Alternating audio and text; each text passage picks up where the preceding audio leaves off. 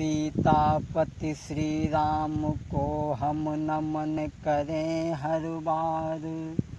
कृपा दृष्टि निक कीजियो, सो मेरी नाव लगई ओ पार।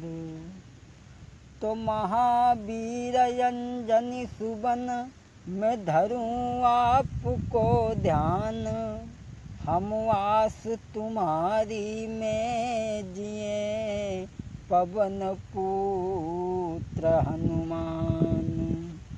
आदरणीय उपस्थित समस्त सभी श्रोता बंधुओं, ये रामायण का प्रसंग जो हम लेकर के चल रहे हैं कि क्यों आए श्री राम दुनिया में, क्षमा करें इसके कई एक प्रमाण मिले हैं कि भगवान का अवतार क्यों हुआ। गोस्वामी तुलसीदास बाबा ने रामचरितमानस में बताया कि जब जब होई धर्म की हानि, और बाढ़ही असुर अधम अभिमानी।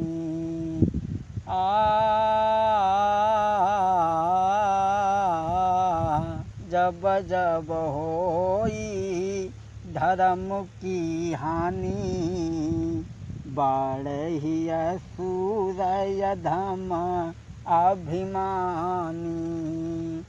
तब तब धरि प्रभु विविधि शरीरा, हरहि कृपा निधि साजन पीरा। गोस्वामी तुलसीदास ने बताया कि जब जब होई धर्म की हानि, और बाढ़ही असुर अधम अभिमानी। तब तब धरि प्रभु विविधि शरीरा, और हरहि कृपा निधि सजन पीरा। जब जब पृथ्वी पर अत्याचार हुआ, अधर्म का बोलबाला हुआ, तब तब भगवान ने अवतार लिया। जब जब भगवान ने इस भूतल पे अवतार लिया और भक्तों के कष्ट को दूर किया। भगवान के अवतार का कोई दिन निश्चित नहीं है, कोई तारीख निश्चित नहीं है। जब जब अत्याचार बढ़ा, तब तब भगवान ने अवतार लिया। एक विद्वान कह रहा है इसलिए नहीं अवतार हुआ श्री राम का। गिरजा ने भगवान शंकर से पूछा, हे प्रभु, भगवान का अवतार क्यों हुआ? भगवान को राम बनने की जरूरत क्या पड़ी? भगवान शंकर कहने लगे, देवी, नारद श्राप दीन एक बारा, कल्प कोटि लगते अवतारा। भगवान शंकर कहने लगे, देवी, एक बार नारद ने भगवान विष्णु को श्राप दे दिया था। गिरजा चकित भई सुनि बानी। गिरजा चकित हो गई, कहने लगी, प्रभु, नारद ने श्राप क्यों दिया? भोले बाबा कहने लगे, देवी, आओ अब हम तुम्हें बताएं कि नारद ने श्राप भगवान विष्णु को क्यों दिया। एक बार नारद बाबा के मन में आया कि कहीं चल कर के घूमना चाहिए, क्योंकि संत एक जगह पर नहीं रुकता है। बीड़ा लेके हाथ में नारद आगे की सीध लगाई है, और नारायण गुण गात भय आगे को बढ़ते जाते हैं। अरे बीड़ा लेके हाथ मुनि नारद आगे की सीध लगाई है, नारायण गुण गाता और आगे को चली दे भाई है। नारद हाथ में बीड़ा उठा, हाथ में बीड़ा लेकर के चले एक सरोवर के किनारे से होकर के गुजर रहे थे। उसमें नलकूबर और मणिग्रीव नाम के 2 गंधर्व स्नान कर रहे हैं दारू के नशा में, और नगिन होकर के अपनी पत्नियों के साथ में स्नान कर रहे हैं। नारद बाबा ने देखा तो स्त्रियां तो जल से बाहर निकल आईं, उन्होंने अपने वस्त्र पहने, लेकिन वो दोनों नशा में होने के कारण न तो जल से बाहर निकले और न तो प्रणाम किया। नारद बाबा ने देखा कि गंधर्व होकर के इतनी बड़ी भ्रष्टता, श्राप दे दिया। मूर्खों, तुम हमें देख करके दंडवत करना तो दूर की बात रही, तुम नगिन होकर के स्नान कर रहे हो उसमें। निर्लज्जों, श्राप दे दिया नारद ने कि जाओ तुम दोनों वृक्ष हो जाओ। जैसे ही श्राप दिया नारद बाबा ने, वैसे ही दोनों का नशा हिरण हो गया। दोनों आकर के नारद बाबा के चरणों में गिर पड़े, बोले प्रभु क्षमा करें, क्षमा करें, मेरी मुक्ति का उपाय। नारद बाबा कहने लगे, अब जब श्राप दे दो तब तुम वृक्ष जरूर बनोगे, तुम्हारा उद्धार द्वापर में होगा।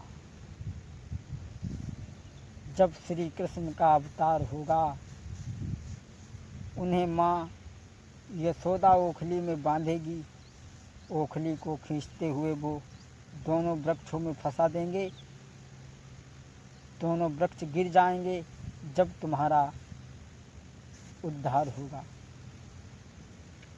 अब नारद बाबा ने दोनों को श्राप देकर के आगे बढ़े, सोचने लगे हमने इन्हें श्राप दो, अब हमें लग गो पाप। क्या होना चाहिए? नारद बाबा ने सोची चलो भगवान को भजन करे तब है पाप खुद दूर हो। नारद चले, कहाँ पहुँचे? हिमगिरि गुहा एक अति पावन, हिमगिरि गुहा एक अति पावन, बह सुरसरी समीप सुहावन। हिमगिरि गुहा एक अति पावन, और बह सुरसरी समीप सुहावन। आश्रम परम पुनीत सुहावा, और देखी देव ऋषि मन यति भावा। नारद बाबा ने देखा बड़ा सुंदर आश्रम है, बहुत सुंदर, जहाँ झरना बह रहा है, चारों तरफ फुलवारियाँ हैं, सुगंधित महक आ रही है। नारद बाबा ऐसी जगह को देख करके समाधि लगा करके बैठ गए। और जो नारद बाबा ने श्राप दिया था, सुमिरत हरि श्राप गति बाधी, भयो रमापति पद अनुरागा। नारद बाबा ने जैसे समाधि लगाई, वैसे जो श्राप दो तो वो दूर हुई। इधर नारद बाबा ने जब तपस्या करी, हाहाकार बीत गया, इंद्र का इंद्रासन हिलने लगा। इंद्र सोचने लगो है कि मतलब कोई तपस्या कर दो, हमारी कुर्सी खतरा। इंद्र ने क्या काम किया? रंभा, उर्वशी, किरण, इन अप्सराओं को बुलाया और कहा कि जाकर के देखो कौन तपस्या कर रहा है जो हमारे इंद्रासन को पाना चाहता है, जाकर के तपस्या को खंडित करो। और इंद्र है कैसो मालूम? इंद्र है कामी, और कामी आदमी कैसो हो? लिखा है कि जो कामी लगल उपजग माही, कुटिल का गई बस बही डिराई। इंद्र कामी है, और कामी आदमी कौवा के समान हो। कौवा पेड़े पर बैठा, तुम डीला उठाओ भाग जाती। इंद्र ने अप्सराएं भेजी, अप्सराओं ने जाकर के नाच गाना किया,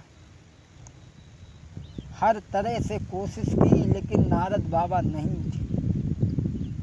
अंत में इंद्र ने कामदेव को बुलाया और कहा, कामदेव तुम जाओ, नारद की तपस्या को खंडित कर दो।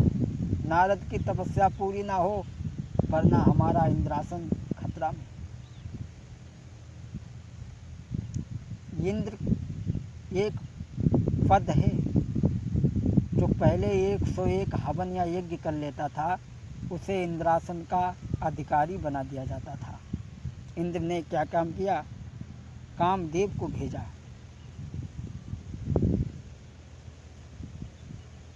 कामदेव चले इंद्र की आज्ञा मान करके और जहाँ नारद बाबा बैठे थे वहाँ पहुँची। कामदेव ने जाते जाते क्या किया, लोगों, चली सुहावन प्रविधि बियारी, कामु कृसान बढ़ा बनहारी।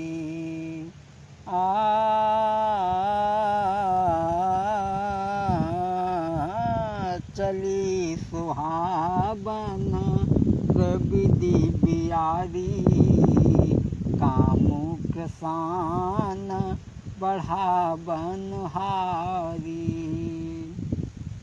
बड़ा सुंदर हवा चला। कामदेव ने काम वासना पैदा की, लेकिन नारद बाबा जैसे बैठे थे वैसे ही बैठे रहे। कामदेव की कला सब फेल, सब कला फेल। अब कामदेव परेशान हो गया कि इनकी समाधि को कैसे तोड़ाएं। अंत में सोचा कि इनके चरणों में गिर पड़े, या तो ये हमें आशीर्वाद दे देंगे और नहीं तो श्राप दे देंगे जब तपस्या खंडित हो। कामदेव चरणों में गिर गया, लेकिन नारद बाबा ने न क्रोध किया और न आशीर्वाद ही दिया, क्योंकि तुम बैठे। कामदेव जब हार गया तो लौट करके इंद्र के पास में गया, नारद बाबा के बारे में प्रशंसा कह करके सुनाई। सभी लोग जय जयकार कर रहे हैं और इधर नारद बाबा उठे। नारद बाबा घमंड हुए, सोचने लगे हमसे बड़ो दुनिया में कोई नहीं, हमने कामदेव के लो है जीत, अब हमारे समान कोई नहीं। कामदेव के यहाँ जितने कोई तितली के पंख थोड़ी बहुत हो रही। नारद बाबा को घमंड। नारद बाबा सोचने लगे शंकर जी ने तपस्या करी थी और उनकी समाधि कामदेव हो तो तोड़ी, हमने लो जीत, और चलो सबसे पहले उन्हें बताएं चले। ऐसी बुद्धि होती लोगों की। नारद बाबा चल रहे, घमंड। भगवान शंकर के पास में पहुँचे। शंकर जी ने देखो, आओ नारद बैठो। बार बार बिना बहु मुनि तो ही। नारद बाबा ने अपने बारे में जो कुछ चरित्र हतो सब शंकर जी से कह डारो। शंकर जी ने कि नारद जा बात हमसे कहा, जा बात कबहू अगर भगवान के आगे आई जाने कहियो। भगवान शंकर ने कहा कि बार बार बिना बहु मुनि तो ही, जिम यह कथा सुनायो मोही। तिमि जनि हरि ही सुनायो कबहू, चलई प्रसंग दुरायो तबहू। भगवान शंकर ने बहुत समझाया, कहा नारद अरे तुमने मेरे लिए कथा सुना दी, कोई बात नहीं, हमें सुनाई दे, कोई बड़ी बात